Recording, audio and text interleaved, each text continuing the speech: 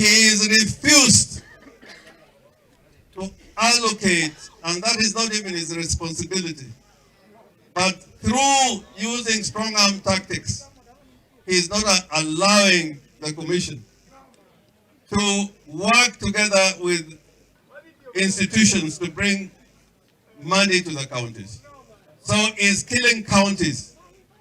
Ruto is killing the courts.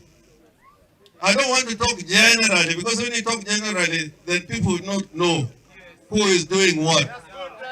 I am facing Ruto squarely that you are killing a devolution, and you could hear Waiguru, who comes from Kenya Kwanza, is the one making noise that devolution is being killed. Parliament, as Opio and I have said, is being killed or is already captured. The independent commissions are being killed, and some of them are already dead. The only institution that is left, is the media.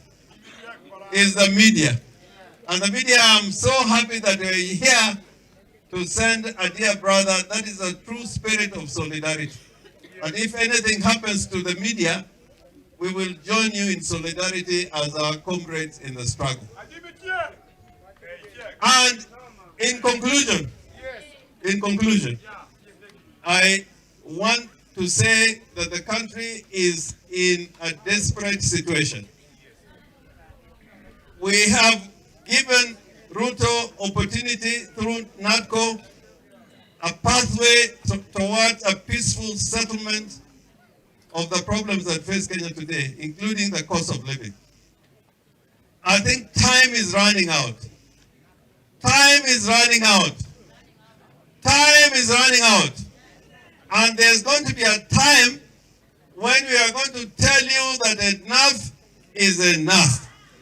And we got to go back to the people to make sure that we bring our country back to the people.